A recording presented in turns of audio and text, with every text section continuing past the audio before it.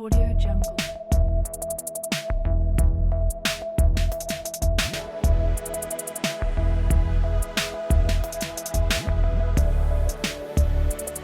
Audio Jungle.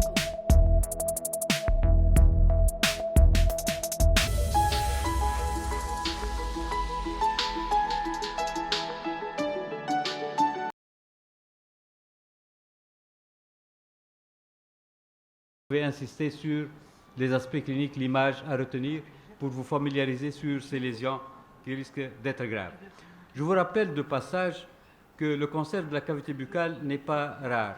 Il représente 3% des cancers en général et 95% de ces cancers sont des carcinomes épidermoïdes. Et ces carcinomes épidermoïdes se voient d'habitude et classiquement chez des sujets âgés, mais retenez qu'on a tendance de voir de plus en plus des cancers chez des sujets plus jeunes. Donc, je crois que je dois retenir que les patients jeunes ont le droit aussi de développer un cancer, entre guillemets, le droit, et donc je dois les examiner en recherchant ces lésions cancéreuses et notamment les lésions potentiellement malignes qui se transforment en cancer. Sachez que, à titre de rappel, que les facteurs étiologiques de ces cancers sont classiques. S'il vous plaît, monsieur. Monsieur le Président, est-ce que vous pouvez me coter 2 secondes parce que c'est intéressant? Oui, c'est bien. Oui. J'étais en train de dire que ces cancers ont des facteurs étiologiques classiques et connus qui sont surtout le tabac, l'alcool et surtout les infections virales, les virus oncogènes. Mais à côté de ça, les radiations, parce que ça peut provoquer des cancers radio-induits au niveau de la muqueuse buccale, des facteurs génétiques et immunologiques sont incriminés. Bref, le tout va avoir pour rôle l'expression des oncogènes, donc de ce rôle de cancérisation de ces facteurs et surtout d'éliminer ou de supprimer le rôle des suppresseurs de tumeurs au niveau de l'organisme. Donc finalement, qu'est-ce qui se passe? Il va y avoir tout pour qu'il y ait développement de cancer de par l'effet des oncogènes et l'effet de la suppression des antitumoraux qui jouent le rôle de nous protéger contre les tumeurs et les cancers en particulier. Sachez que les cancers de la cavité buccale se développent le plus souvent sur une muqueuse saine. J'insiste. La majorité des cancers se développent en dehors des lésions potentiellement malignes. Mais un grand nombre de cancers se développent sur des lésions potentiellement malignes. Quelle est l'importance de ce que je vous raconte? L'importance, c'est de pouvoir diagnostiquer précocement un cancer. Donc, s'il y a une lésion potentiellement maligne qui annonce le développement possible d'un cancer, vous pouvez la diagnostiquer à temps.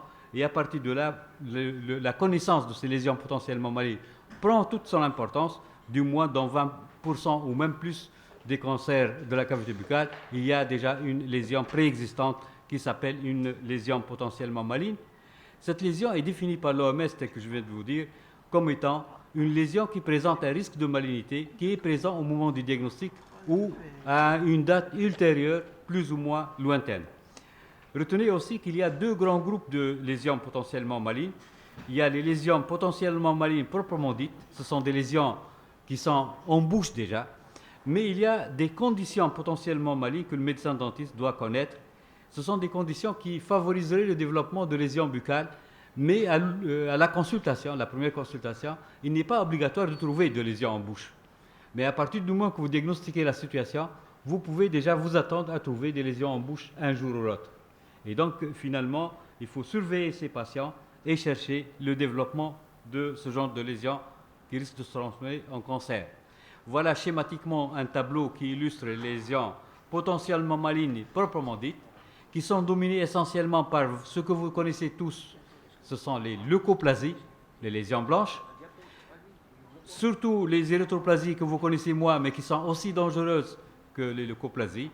Les leucoplasies verruqueuses prolifératives, une entité très particulière que je vais vous montrer. Les leucoplasies conductosiques, vous les connaissez, mais surtout dans les formes chroniques.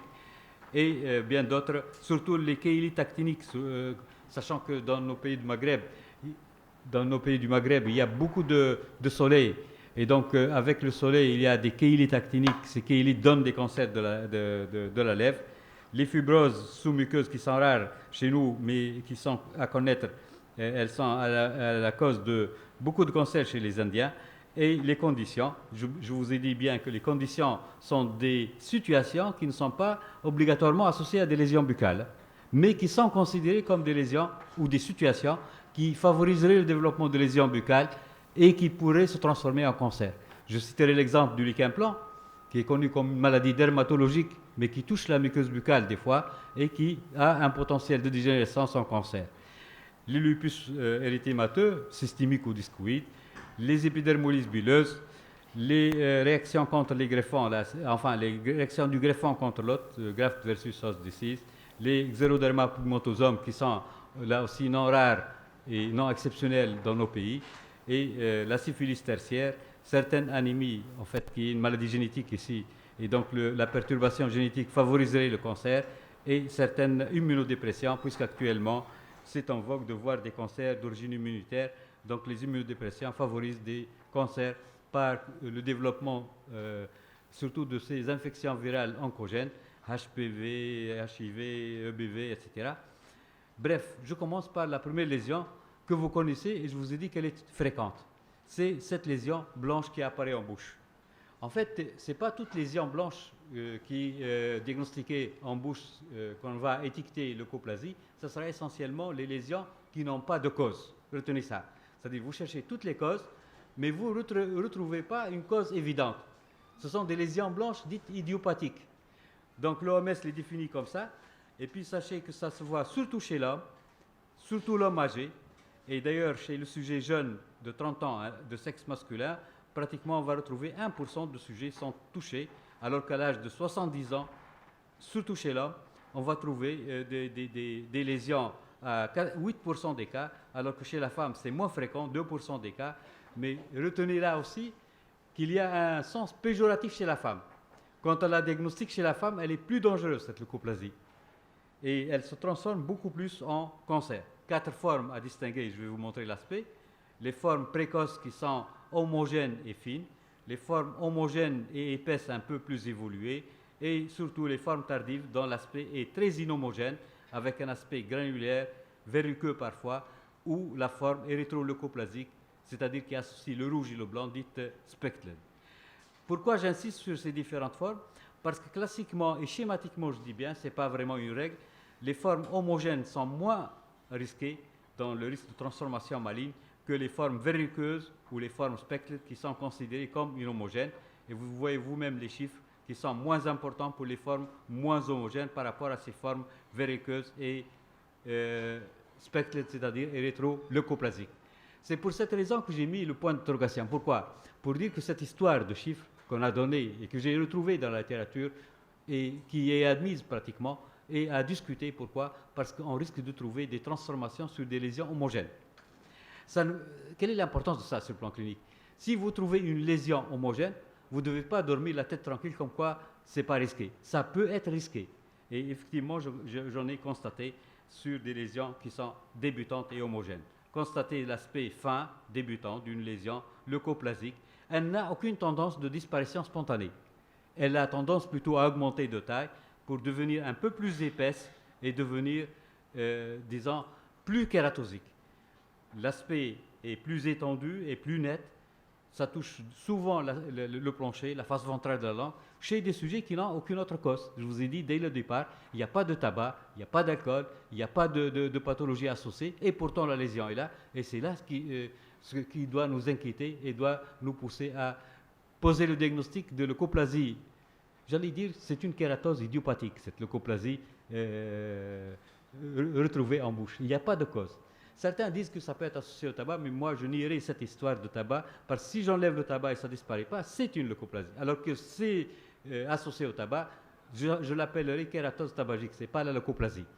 Et d'un stade tardif ou à un stade plus évolué, la lésion devient plus épaisse, d'aspect verruqueux parfois, d'aspect granulaire, et ça montre très bien déjà que la lésion est avancée.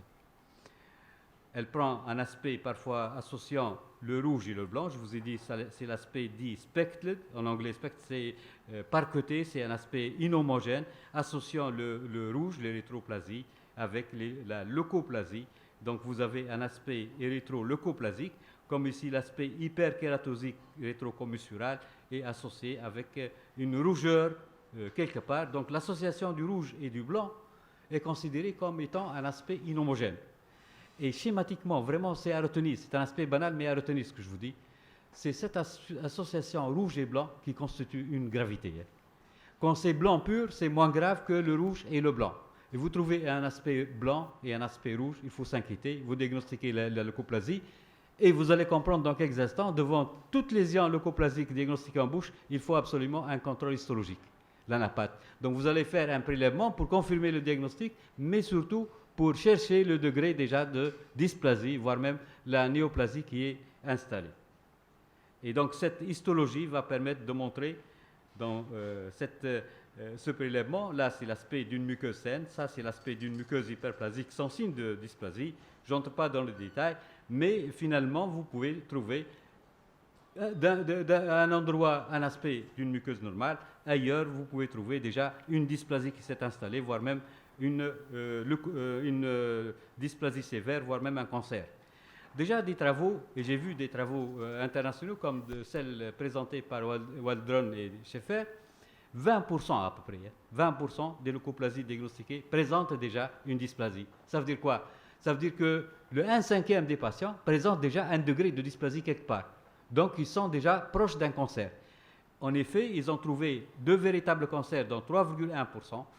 6,4% des cas montrent déjà des dysplasies sévères et des carcinomes in situ. Quand je dis carcinome in situ, vous êtes déjà dans un stade de cancer mais qui n'est pas encore invasif.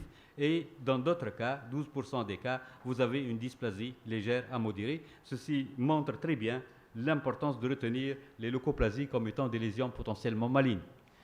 Et finalité ou moralité de l'histoire, quand je fais le diagnostic clinique, je dois absolument contrôler par l'anapathe, comme je viens de le dire, pour vérifier le degré de la dysplasie, parce que l'anapathe peut vous répondre différemment. Il peut vous dire, voilà, une dysplasie légère. Il peut vous dire qu'il y a une dysplasie modérée. Il peut vous dire, déjà, vous êtes dans une situation de dysplasie sévère, voire même un cancer. L'aspect clinique n'est pas un cancer, mais l'histologie vous dit, voilà, vous êtes déjà en une phase dangereuse, cancéreuse. Dans tous les cas, retenez que chaque fois qu'il y a une dysplasie, modérée à sévère, la suppression complète de la lésion s'impose. La destruction chirurgicale, je dis bien, qu'elle soit au bistouri électrique, qu'elle soit au bistouri à lame, qu'elle soit au laser, peu importe, mais la destruction est obligatoire parce qu'il ne s'agit pas de laisser une lésion en évolution alors qu'il y a déjà une dysplasie en évolution. Et ils disent que, enfin, le consensus dit que pas de dysplasie, s'il n'y a pas de dysplasie, on va pouvoir surveiller. Moi, je vous dis autrement. Si vous trouvez une lésion, même s'il n'y a pas de dysplasie, qu'elle est diagnostiquée leucoplasie, vous devez la détruire si elle est détendue, permettant la destruction de la lésion. En d'autres termes, s'il y a une petite tache blanche, qu'est-ce qui m'empêche de la détruire complètement, même s'il n'y a pas de dysplasie? Parce qu'effectivement, si vous la laissez, elle risque de se transformer un jour en une lésion avec dysplasie plus sévère, voire même en carcinome. Donc la destruction s'avère obligatoire à ne pas discuter pour les lésions dysplasiques déjà, mais c'est recommandé, c'est conseillé pour les lésions même en dehors de la dysplasie. Regardez déjà un cas qui illustre bien ce que je vous raconte, un cas d'une lésion de type leucoplasie du plancher buccal chez un homme de 57 ans, c'est l'âge donc favorable, il n'y a pas de cause associée, il n'y a pas de tabac, il n'y a pas de, donc c'est idiopathique, donc le diagnostic clinique c'est celui d'une leucoplasie, confirmé par l'examen anapathe qui n'a montré aucune dysplasie. Donc à ce stade même, il n'y a pas obligatoirement une dysplasie, mais perdu de vue. Et surtout quand il va fumer, hein, il va prendre un facteur favorisant le cancer, donc le tabagisme.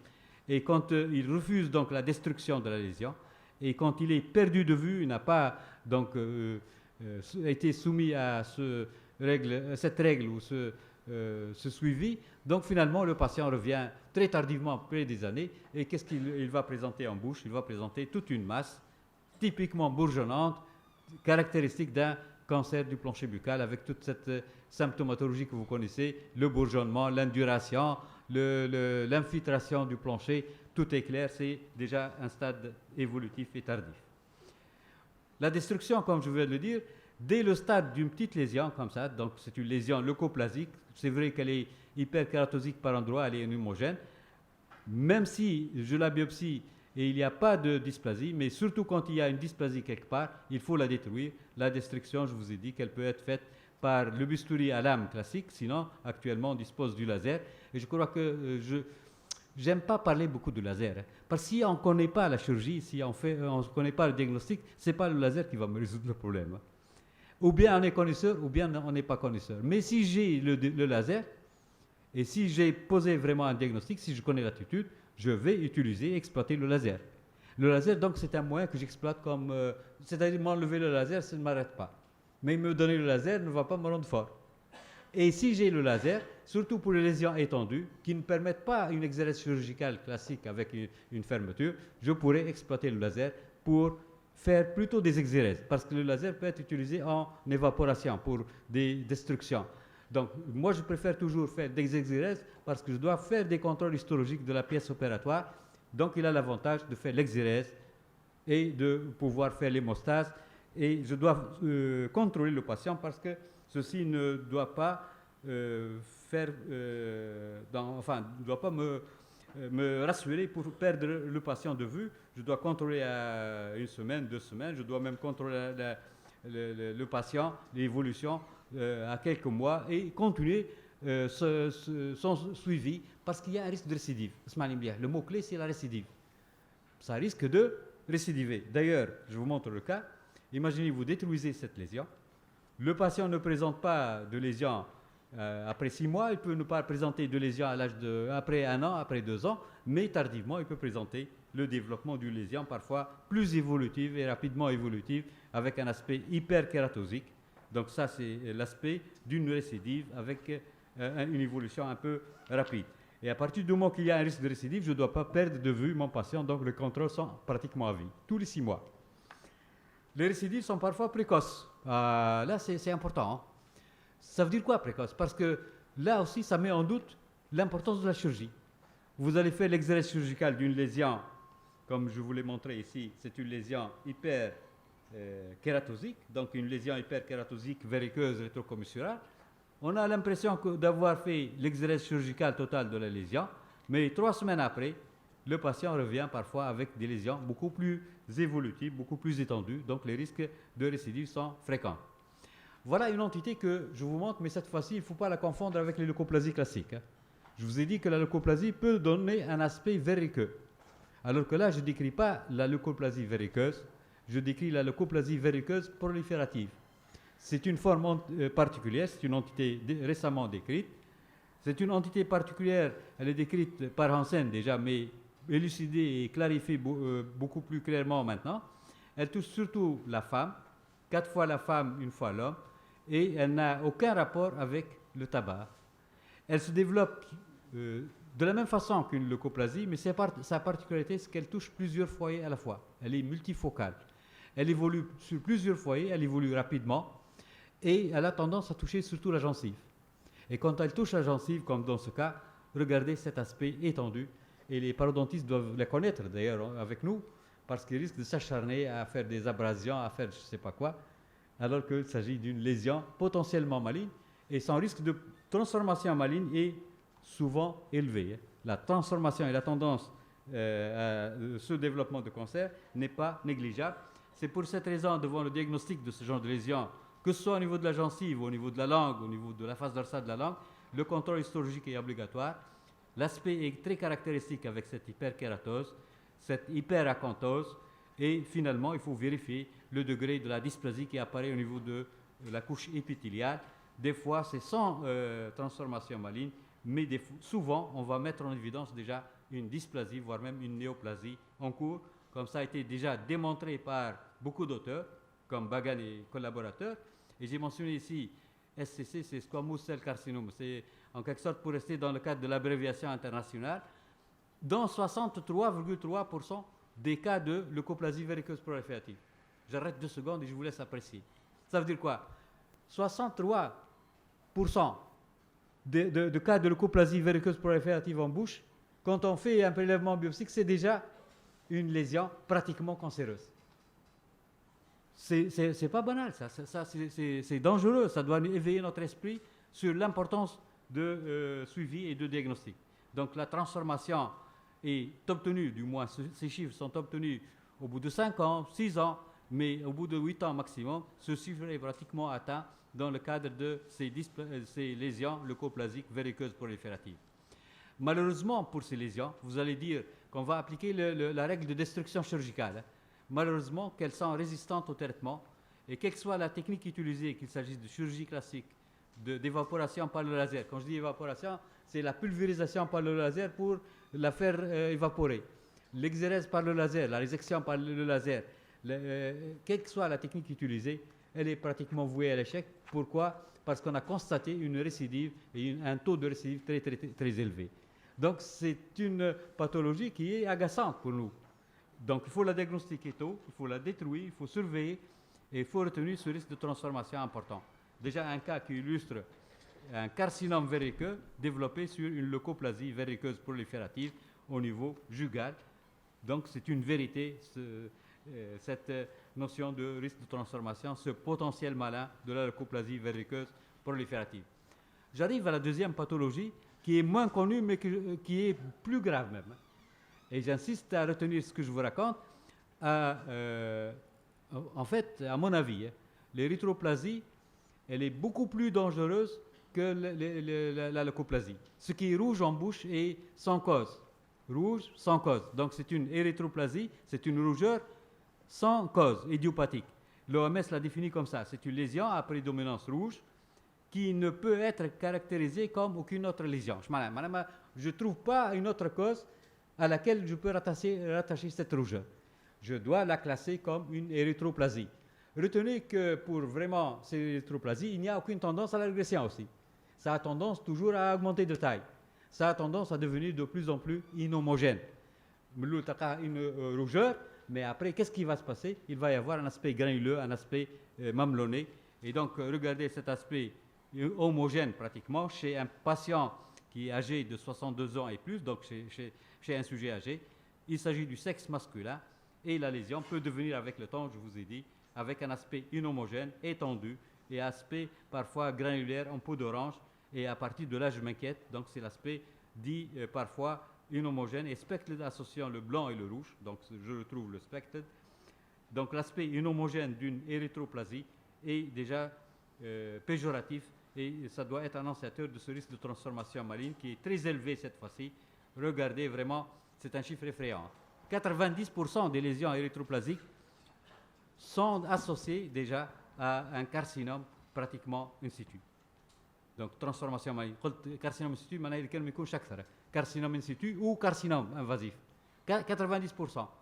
Et même les autres, les 9% qui restent, ils comportent déjà une dysplasie. Pratiquement toutes les érythroplasies sont considérées comme des lésions qui se transforment un jour en cancer. Il n'y a pas d'érythroplasie qui ne se transformera pas dans un temps futur, d'1 an, 2 ans, 3 ans maximum, en un cancer. Donc je les considère comme des lésions pratiquement cancéreuses. Et d'ailleurs, dans ce cas, vous avez vu un cas qui illustre très bien la rougeur, le blanc, donc c'est l'érythroleucoplasie, chez un patient qui se présente avec une lésion qui n'a aucune tendance à la régression. Quand je la vois, cette lésion, elle est associée à un bord légèrement élevé. La palpation, elle est vraiment très importante à retenir. Elle donne l'induration minime soit-elle en profondeur. C'est très évocateur déjà de malignité. La biopsie ne fait que confirmer le diagnostic de carcinome épidermoïde. Un cas plus difficile à gérer. Pourquoi? Parce que ce n'est pas typique comme le cas précédent. Il n'y a pas d'induration, il n'y a pas de relief. Il y a une rougeur latérale au niveau de la langue.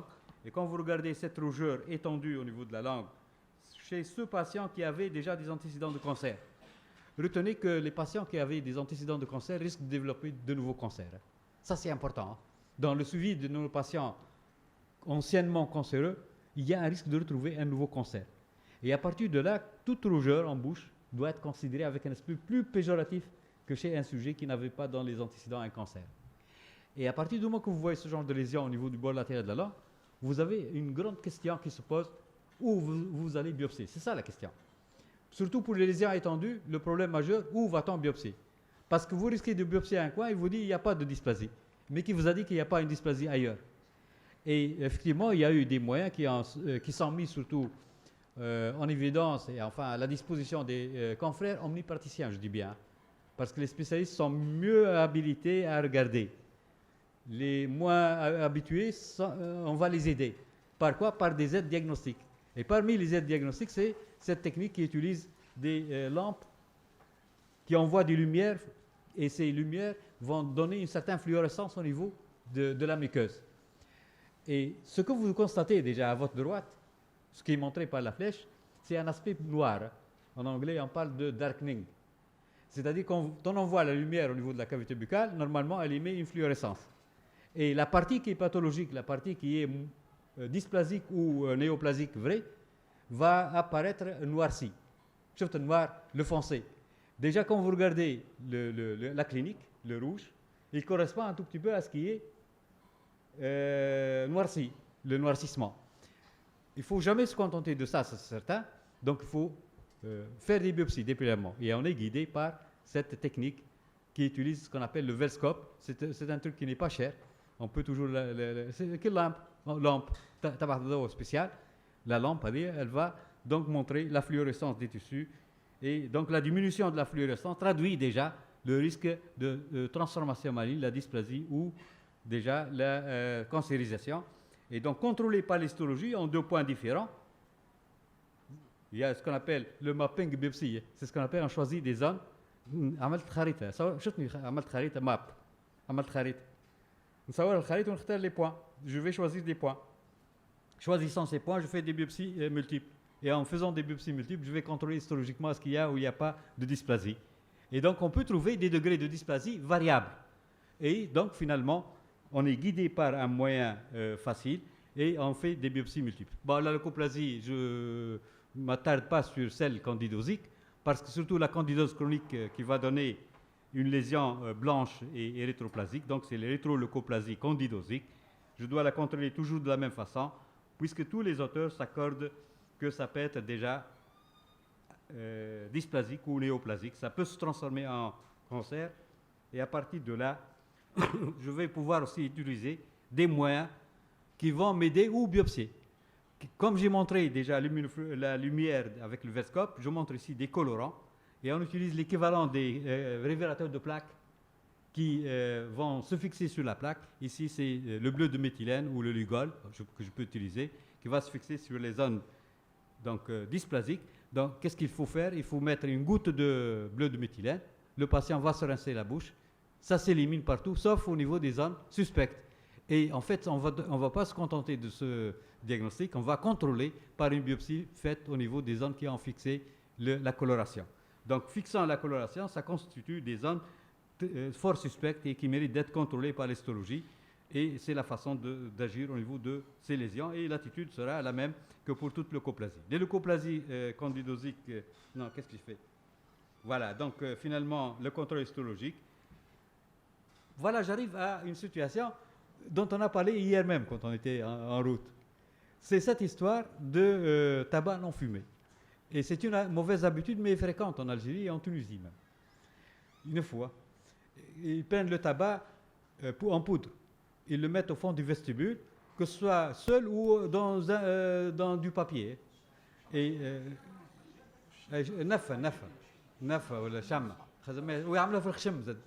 voilà. Donc, ils l'utilisent en bouche. Et d'ailleurs, je ne dis pas un secret, mais on est médecin, donc je peux parler. Puisqu'on est médecin, hier, celui qui est notre chauffeur, je l'ai vu, mais il l'a fait en cachette. Mais comme j'étais attentif, j'ai vu. Il a pris un petit papier et il a mis de la neuf et il l'a mis au fond du vestibule supérieur. Mais d'habitude, c'est le fond du vestibule inférieur. D'accord? Et qu'est-ce qui se passe en fait? Voilà, je reviens. Vous êtes détendu, je reviens. Donc je dirais que ça donne l'aspect, voilà, l'aspect d'une lésion qui est comment? Blanche, et avec un aspect sec de la muqueuse, et vous avez constaté que c'est fissuré. Juste l'aspect blanc et fissuré, les fissures rouges. Et donc c'est cette zone, en dehors de l'arrêt du tabac, ça se transforme en cancer. Arrêtant le tabac, elle va disparaître cette lésion, sinon on va la considérer comme une leucoplasie et elle doit être biopsiée. Et en général, biopsiée, on va retrouver des risques de transformation, donc on va retrouver des dysplasies, voire même des néoplasies. Ça marche. Donc là, pour la lésion, le smokeless tobacco keratosis, donc la kératose due au tabac non fumé. Là, oui, je voulais chercher, mais ça, voilà, pardon. Samahni. Voilà. Donc voilà, c'était donc une hyperkératose fissuraire. Voilà la kératose palatine associée au tabac fumé à l'envers. Bon, retenez que ça n'existe pas beaucoup chez nous, c'est beaucoup plus en Inde. Ça existe, je sais, surtout chez des sujets avec un niveau socio-économique très bas. Ça fait donc le tabagisme, le tabac, plus la chaleur. Et donc ça donne des lésions kératosiques au niveau de la langue et surtout des lésions au niveau du palais, avec un aspect parfois verruqueux pour les lésions anciennes. Les lésions vont donner des transformations donc histologiques vraies, avec un risque de transformation maligne multiplié par 19 fois par rapport au sujet non fumeur. Retenez aussi que les lésions en bouche cliniquement sont parfois des lésions érythémateuses, érythrosiques, des lésions pigmentées et avec un aspect parfois associant le blanc, donc l'hyperkératose. À partir du moment que vous trouvez des lésions inhomogènes en bouche chez ce genre de sujet, il faut vraiment suspecter le risque de transformation maligne avec apparition de cancer invasif, destructeur au niveau du palais. Voilà déjà une étude qui a été montrée pour montrer les aspects évolutifs des lésions. Les aspects évolutifs des lésions, donc au début, ça sera la kératose, le blanc. Ça sera l'aspect mamelonné en excroissance. Ça serait la pigmentation, les hyperkératoses associées, les ulcérations.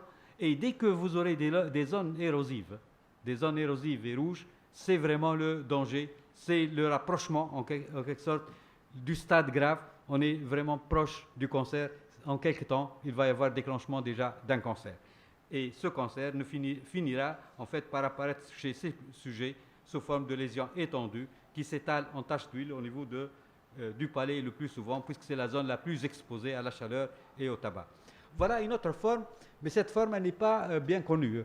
C'est une forme que je tiens à vous rapporter, parce qu'elle est décrite au début en Inde, mais on peut la voir aussi chez nous au Maghreb. Voilà. J'en ai trouvé déjà chez nous. Et c'est une lésion qui apparaît sous forme d'un aspect mamelonné. L'aspect mamelonné. Sauf l'aspect mamelonné en relief.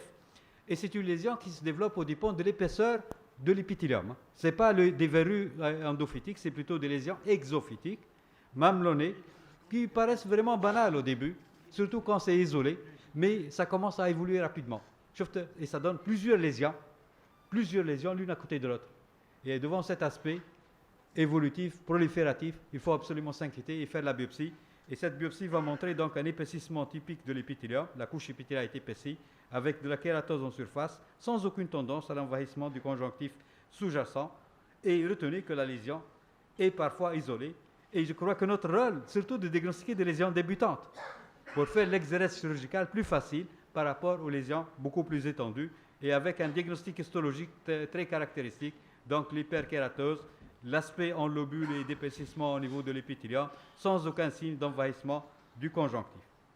La fréquence, je vous ai dit qu'elle est beaucoup plus fréquente au Taïwan, mais on peut la voir chez nous aussi. Et finalement, elle est à distinguer du carcinome verruqueux, parce que le carcinome verruqueux a tendance à envahir le conjonctif sous-jacent. Alors que l'hyperplasie verruqueuse, elle reste au niveau de l'épithélium, sans aucun signe d'envahissement en profondeur. J'ai revu un peu la littérature, et donc Zuhou, là, il a montré un haut risque de transformation maligne de cette lésion verruqueuse proliférative, enfin, cette lésion hyperplasique proliférative, verruqueuse, surtout quand c'est développé au niveau de la lèvre. Les localisations labiales ont un grand risque de transformation maligne.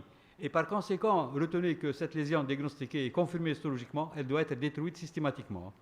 Elle est détruite par des excisions chirurgicales au bistouri classique, au bistouri à lame, au laser, comme si vous voulez. Mais pour les lésions étendues, qu'on ne peut pas réséquer, qu'est-ce qu'il faut faire? Il faut faire des destructions physiques. Les destructions se font par la radiothérapie, mais cette fois-ci, c'est une irradiation particulière. C'est la photodynamique thérapie, je peux vous la traiter, mais ça ne sert à rien. Donc, en fait, il s'agit d'injecter des produits dans la lésion, qui arrivent à la lésion. On envoie la lumière et à partir de là, on stimule une irradiation par l'intérieur. Donc, ce sera une destruction par les rayons qui viennent de l'intérieur de la lésion à partir du produit radioactif qu'on a injecté dans la lésion. Le carcinome verruqueux, quant à lui, se différencie de la lésion précédente par le fait qu'il a un caractère endophytique, il a un caractère d'être plus invaginant.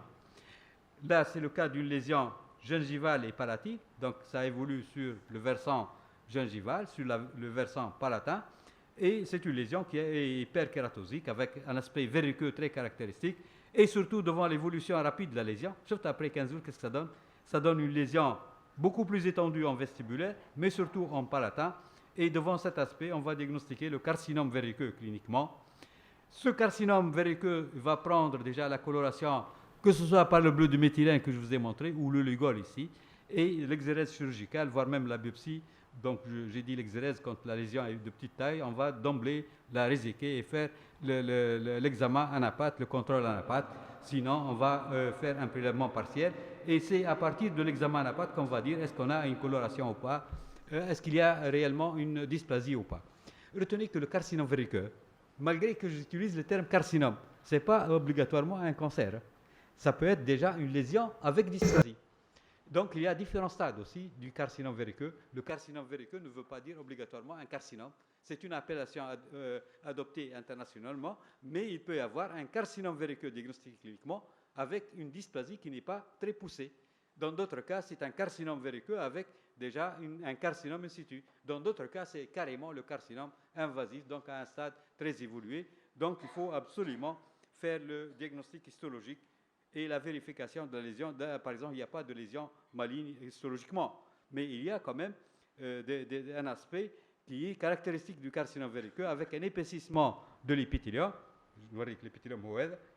Donc vous avez l'épithélium, le kératose en surface, vous avez l'hyperacontose, c'est-à-dire la tendance à l'invagination de l'épithélium dans le conjonctif, et tout cet aspect montre déjà la tendance à vouloir envahir la membrane basale, et par définition un carcinome traduit déjà par l'envahissement de la membrane basale en profondeur. Voilà l'apport du Velscope, la lumière, je vous ai parlé de la lumière, elle montre déjà une perte de la fluorescence, donc les zones kératosiques, les zones superficielles montrent un darkening déjà au niveau chez le patient. Si on va faire l'exérèse chirurgicale, donc des résections larges en profondeur, c'est la face profonde de la lésion, elle va montrer avec illumination, donc par le Velscope, elle va montrer déjà un noircissement. Ça traduit quoi? Ça traduit déjà l'envahissement en profondeur de la masse par le carcinome verruqueux. Qui va, donc, finalement, le Velscope va permettre de contrôler les exérèses chirurgicales et à partir du moment où vous découvrez toujours un darkening, vous pouvez élargir et contrôler ça pendant la patte. Des fois même, vous êtes amené à élargir l'exérèse chirurgicale. Vous arrivez à une lésion qui est vraiment fréquente. Nous sommes un des pays, deux pays voisins, un pays bien qui est en soleil. On a beaucoup d'agriculteurs qui sont exposés au soleil. Ils portent des chapeaux. Et quand ils portent des chapeaux, ils protègent la lèvre supérieure et les lèvres inférieures sont beaucoup plus exposées au soleil. Donc il y a des kéilites qui s'installent surtout sur les lèvres inférieures.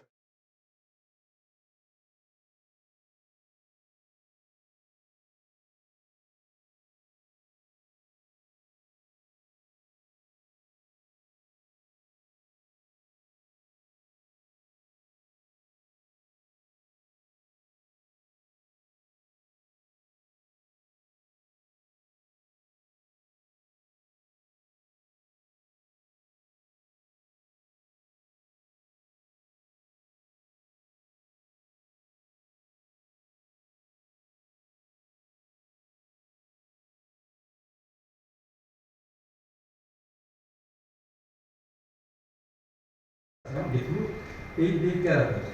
Donc c'est l'association d'un aspect inhomogène. Et puisque je vous ai dit déjà que l'aspect inhomogène est péjoratif, ça risque de se transformer. Plus les lésions guérissent et disparaissent et réapparaissent, plus le risque de transformation maligne est là. Nous avons vu beaucoup de cancers au niveau de la lèvre inférieure développés sur kéylite ou kéylose actinique. Et donc ces lésions typiquement scléreuses sont caractérisées par un aspect d'une lèvre qui a perdu sa souplesse. Elle paraît sèche, blanche, et quand on fait la biopsie, c'est l'élastose, c'est l'hyperkératose, avec des fois des dysplasies, c'est des fois même un carcinome qui s'installe. Donc ce sont des lésions à contrôler histologiquement et cliniquement à long terme. D'ailleurs, la transformation maligne est décrite dans 6 à 10% des cas de kéylite ou de kéylose actinique diagnostiqués. Donc il y a pratiquement un cas sur 10 qui se transforme en carcinome. Cet auteur, a insisté sur l'apparition du saignement, sur l'apparition des annulations et surtout sur les poussées dont je viens de vous parler. Je vous dis, ça guérit, ça réapparaît. Plus que les poussées sont multiples, plus le risque de transformation est là. Et cliniquement, déjà, ce que je retiens et ce que je veux pour vous retenir, tout changement d'aspect avec cette apparition de zones nodulaires, hémorragiques, et surtout dû à la palpation, ça perd sa souplesse, ça doit réveiller mon esprit et ça doit m'inciter à faire une biopsie à la recherche donc de dysplasie, voire même de carcinome. Et dans ce cas, c'est vraiment un carcinome épidermique. Les cas plus difficiles à diagnostiquer quand c'est rouge, c'est associant les érythroplasies persistantes, résiduelles, et le Vetscope, là, c'est la lampe dont je vous ai parlé, qui montre donc le d'acné. Donc la biopsie de ces différentes zones noires va montrer des dysplasies typiques. Donc 3 fois sur 5 dans ce cas. Ça veut quoi? Ça veut que le noircissement est pratiquement quelque chose de dysplasique ou néoplasique. Et donc finalement, quand on trouve plusieurs lésions comme ça, il faut absolument trouver des moyens pour visualiser les zones à biopsier et choisir les zones à biopsier. Ça pose aussi des traitements, des difficultés thérapeutiques quand c'est étendu à toute la lèvre. Ah oui, parce que l'exercice chirurgical devient plus difficile. Des fois même, tout le vermillon peut vermillotomie totale, donc on va enlever tout le vermillon. Le laser peut détruire toute la lésion aussi. La cryo a été essayée, le thyroïde, mais je n'en parle pas beaucoup. Il a été essayé aussi ces crèmes d'antibiotiques, le 5-fluoruracil en crème, et la photodynamique thérapie, c'est cette radiothérapie par donc, les activités radioactives au niveau des éléments chimiques injectés dans la lésion. Je vous montre l'aspect du verminectomie ici. Donc on va éliminer tout le vermin. Donc on va faire une incision qui va porter toute la zone du rouge à lèvres pratiquement. Et on s'en fout déjà sur le plan esthétique, puisqu'il y a un gouvernement qui peut faire avec des structures à rapprochement. C'est la seule façon d'agir, surtout devant des cas qui étaient opérés plusieurs fois d'une façon conservatrice. Vous arrivez à la fibrose sous-muqueuse, c'est en Inde surtout. La fibrose sous-muqueuse, c'est le bétet, qui semble gloire par bétet, c'est une forme de tabac. Et en fait, quand on dit fibrose sous-muqueuse, la muqueuse va perdre sa souplesse, elle devient blanche. Elle devient blanche. Il y a le blanc, et surtout la rougeur du mois au début, avec des vésicules. Et finalement, avec le temps, ça va tendance à devenir de plus en plus blanc, et la muqueuse perd sa souplesse. Retenez cette image caricaturaire que je vous raconte. Elle perd sa souplesse, quand vous la palpez, elle a l'aspect d'une muqueuse rigide, une muqueuse qui est fibrosée, une muqueuse qui est parfois ulcérée par endroits. Et à partir de là, je dois craindre la transformation maligne, et effectivement, cette transformation va pouvoir être observée dans des cas, et les études ont montré que le risque de transformation d'apparition de cancer est multiplié par 19 par rapport aux sujets qui n'ont pas cette habitude, la consommation de gluten, et qui n'ont pas donc la fibrose sous-muqueuse buccale. Voilà. Le carcinome, donc, chez fréquent, pourquoi? Parce que ce sont des sujets qui commencent à utiliser le bétel à un jeune âge. J'ai parlé du cancer chez les jeunes, et chez les jeunes indiens, on voit beaucoup de cancers. Et donc nous devons nous méfier chez nos compatriotes de lutter contre ce genre de tabagisme, ces formes qui sont très dangereuses. Voilà. L'excision chirurgicale doit être faite, mais surtout les injections, voilà, l'immunothérapie, les injections locales, d'interférents. Donc ça peut permettre déjà d'éviter la transformation maligne de ce genre de lésions. J'arrive au lichen, mais je crois que je termine sur le lichen qui est le plus fréquent et qui doit être connu le plus par les médecins dentistes. Est-ce que c'est une lésion potentiellement maligne proprement dit? Non. Je vous rappelle que je l'ai placé dans le cadre des conditions potentiellement malignes, puisque c'est une maladie dermatologique qui peut donner des manifestations au niveau de la muqueuse buccale. Donc c'est une maladie chronique d'origine immunologique qui touche la muqueuse buccale. Elle est connue depuis longtemps, elle touche surtout les sujets après 40 ans, surtout les femmes. Et finalement, elle n'est pas rare parce que cette pathologie touche 0,1 à 2,2% des populations, on en voit chez nous. Et puis, sur le plan clinique, il y a différentes formes. Il y a les formes quiescentes et les formes symptomatiques. Quiescentes, qu'est-ce que ça veut dire? Ça veut dire les formes qui ne sont pas symptomatiques. C'est les formes réticulaires. Voilà. Les formes réticulaires, c'est le réseau mycénien connu que je vais vous montrer. Les formes papulaires, c'est donc les points kératogènes, et les formes en plaques, c'est les plaques kératogènes. Et puis les formes symptomatiques, c'est essentiellement les formes érosives et atrophiques.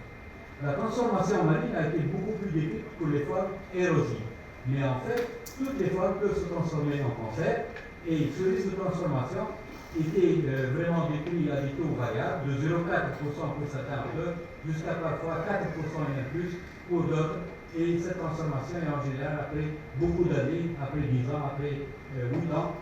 En ce qui me concerne, dans la série que j'ai vue pendant plus de 30 ans déjà, j'ai constaté que ce chiffre est pratiquement de l'ordre de 0,5%.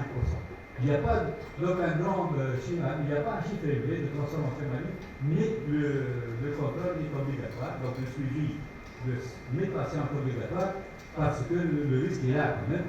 0,5% ne veut pas dire égal 0%. Donc il y a un risque de transformation maligne. Et bien sûr, ces patients ont été traités par différents traitements, notamment la corticothérapie locale systémique, qui pourrait déjà changer un tout petit peu le risque de transformation. Ça soulage les érosions, ça soulage l'atrophie, et peut-être ça stabilise l'évolution de la maladie. L'aspect clinique à retenir des formes érosives qui sont difficiles à diagnostiquer, c'est l'érosion, qui peut être localisée souvent bilatéralement de la joue, ça peut être lingual, mais le diagnostic devient facile quand il y a déjà un réseau associé le blanc, donc l'érosion et le blanc, donc le réseau liquidien. Quand vous trouvez ça, c'est pratiquement facile, mais dès que vous trouvez ça uniquement, il faut absolument vérifier par la part. Pourquoi vérifier par la part? Parce que vous devez absolument vérifier le diagnostic, est-ce que c'est indiqué ou pas, et vérifier s'il y a une dysplasie ou pas. Voilà. Donc le diagnostic histologique est obligatoire devant tout lichen blanc, quelle que soit sa forme. Là, c'est la forme atrophique. Pour les parodontistes, c'est vraiment un aspect trompeur. Ce n'est pas une gingivite, hein. Ce n'est pas une gingivite due à l'attaque. C'est une gingivite desquamatique due au lichen gingival. Voilà. Et puis, les formes blanches dont je vous ai parlé, c'est le réseau typique, ça ne trempe pas, c'est en général étendu. Ce n'est pas lichenoïde. Attention, quand on parle de lésion lichenoïde, ce n'est pas le lichen. Il faut absolument appeler le lichen, les lésions lichénoïdes. Quand on dit lichenoïde, ce n'est pas le lichen. Lichenoïde, ça ressemble au lichen. Lichen, c'est le lichen. Et quand on dit lichen, c'est une maladie dermatologique idiopathique. C'est clair, idiopathique. Voilà. Et donc, finalement, c'est typique, c'est symétrique, c'est en réseau. Là, c'est en plaque. Là, c'est en papule. Donc, c'est ce que je vais vous montrer.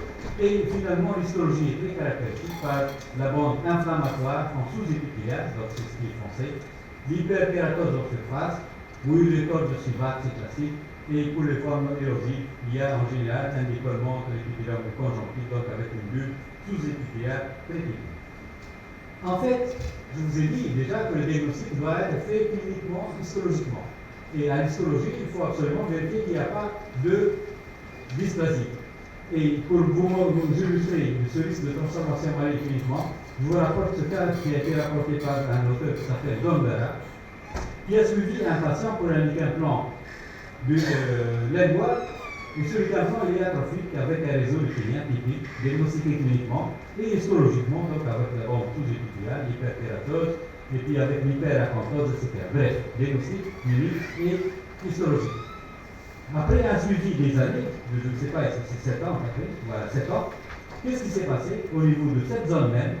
Il y a eu une bourgeonnement, induré, et cliniquement, pour moi, les niveaux pratiques de cancer, de carcinome épidermoïde.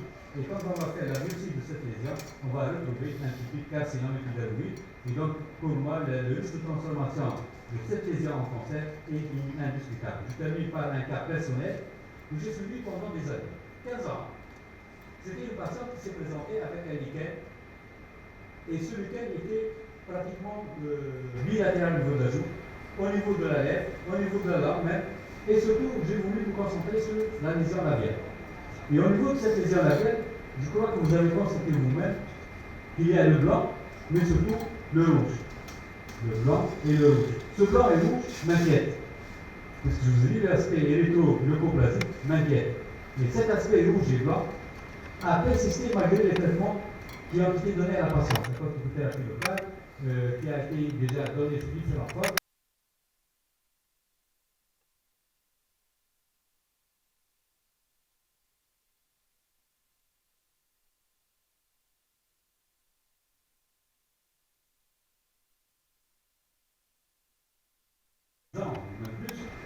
J'ai tenu à refaire la biopsie dans cette zone même. Donc en fait, j'ai voulu biopsier et faire l'exercice chirurgical pratiquement à 1,5 cm de la lésion. retenez à 1 cm. Ce n'est pas une exérèse carcinologique, parce que l'exérèse carcinologique, c'est à 1 cm. Donc finalement, je vais faire une exérèse à, ou même plus qu'à 1 cm. Alors que là, je l'ai fait à 1,5 cm. Cette exérèse carcinologique à 1,5 cm, retenez ce que je raconte. Qu'est-ce qui a permis de montrer sur le plan anatomique? Ça a permis de montrer qu'au centre de la zone, que je suspectais cliniquement, et j'en suis fier parce que j'ai des yeux experts. Donc quand j'ai regardé, j'ai vu le rouge, ça m'a inquiété. J'ai voulu faire l'exérèse chirurgicale de la zone, et au centre de la lésion, il a dit qu'il y a un carcinome épidermique. Et en périphérie, il a répondu qu'il y a le lichen plan buccal. Ça veut dire quoi ça? Ça veut dire que le lichen s'est transformé en cancer. Et ça veut dire quoi aussi? Ça veut dire qu'on a diagnostiqué tôt. Et l'exérèse chirurgicale était en tissu sain. Excusez-moi.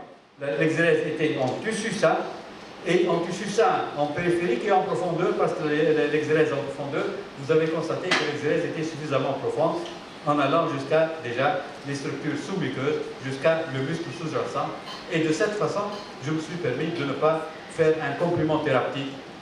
Ça ne doit pas vous étonner, parce que ce sont des cancers qui évoluent sur des lésions potentiellement malignes, diagnostiquées tôt, et qui ont un potentiel évolutif vraiment pas important. Autrement dit, avec ça, on est conservateur, et effectivement, cette patiente est suivie depuis plus que 5 ans sans signe de récidive.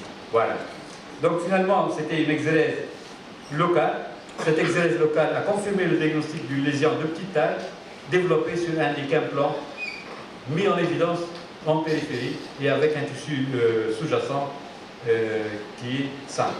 Oui, on peut utiliser les vescopes pour chercher le lupus, juste pour vous montrer cette lésion cutanée, le lupus discoïde. Le lupus discoïde, il va donner une lésion qui est lichénoïde, surtout ensemble lichénoïde.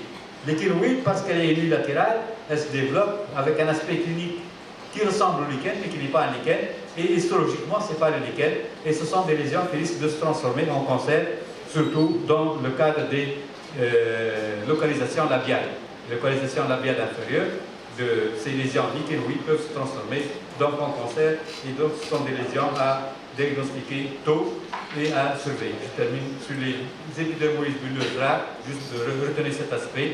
Ça donne un aspect cicatriciel, ça apparaît dès la naissance, c'est une épidermolyse héréditaire, et finalement sur les aspects cicatriciels atrophiques de la muqueuse, on peut avoir des cancers fréquemment. Voilà l'aspect vraiment affreux, et en général chez des sujets d'âge adulte, voire même jeune, le développement du cancer. Avec là, c'est le graft versus osmosis. Vous savez que le traitement des cancers du sang avec la greffe de moelle. L'autre réagit contre la greffe pour rejeter la greffe, mais la greffe réagit aussi contre l'autre. Elle ne reste pas à l'hydrochlorosée, et elle va essayer de donner des manifestations, surtout cutanées, et notamment muqueuses.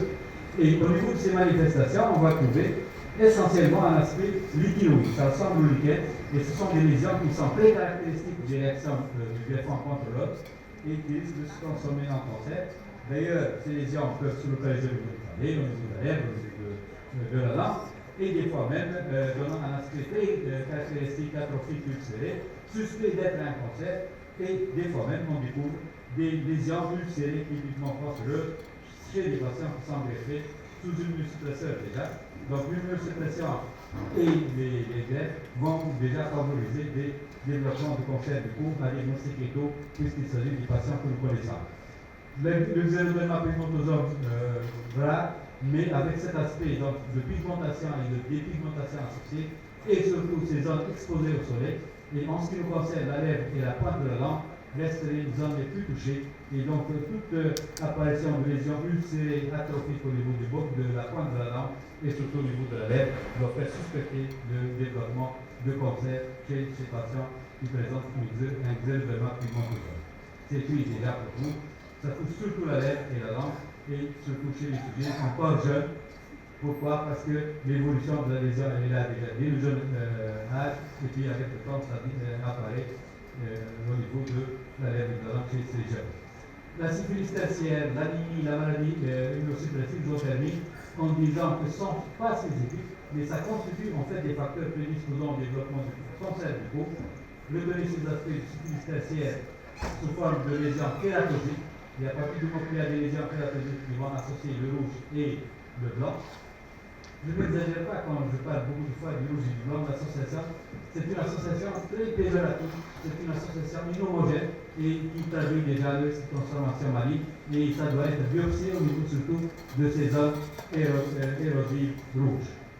L'anémie fanconique, je vous ai dit que c'est une anémie héréditaire, donc c'est un problème génétique qui expose déjà au développement de cancer du tube digestif, notamment au niveau de la cavité buccale. Et donc là, vous voyez un cas d'une leucémie, voire même un carcinome de la cavité buccale chez un jeune anémique.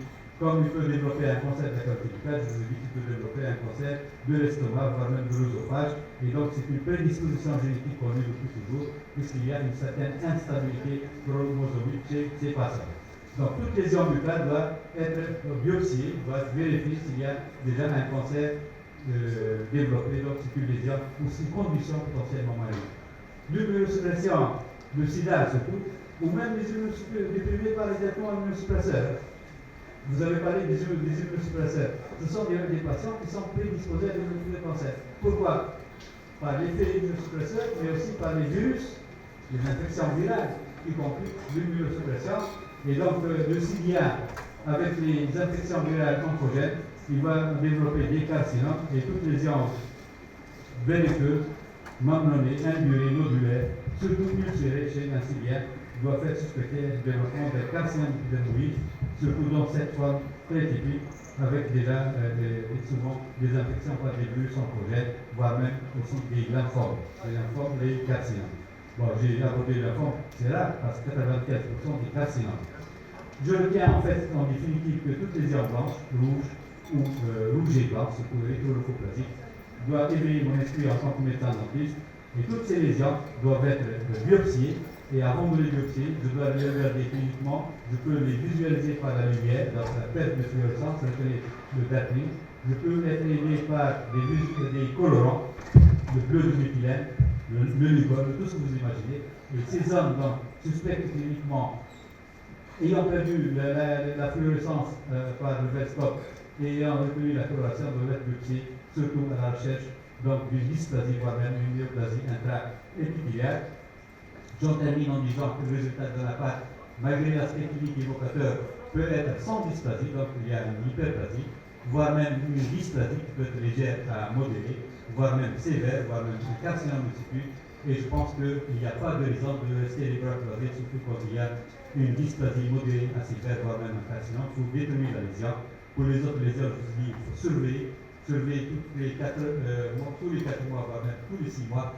Mais je dirais que la lésion est accessible de destruction, je n'hésite pas à la détruire. Je termine en disant finalement que je n'ai pas le droit de. Professeur, Oui. vous hein?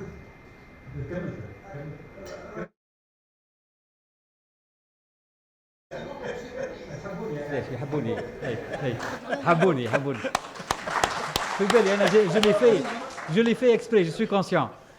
اسمعني نكمل بالنسبه لي انا je termine en disant que finalement juste 2 diapos. Je termine voilà pour cette diapositive. En fait, pourquoi je l'ai montré pour vous dire que je ne serai pas fier et vous ne devez pas être fier d'avoir diagnostiqué un cancer à ce stade, parce que c'est un stade tardif. C'est pas moi, c'est pas intéressant de dire voilà j'ai diagnostiqué un cancer. Je crois que ce qui est plus intéressant, c'est de penser avant.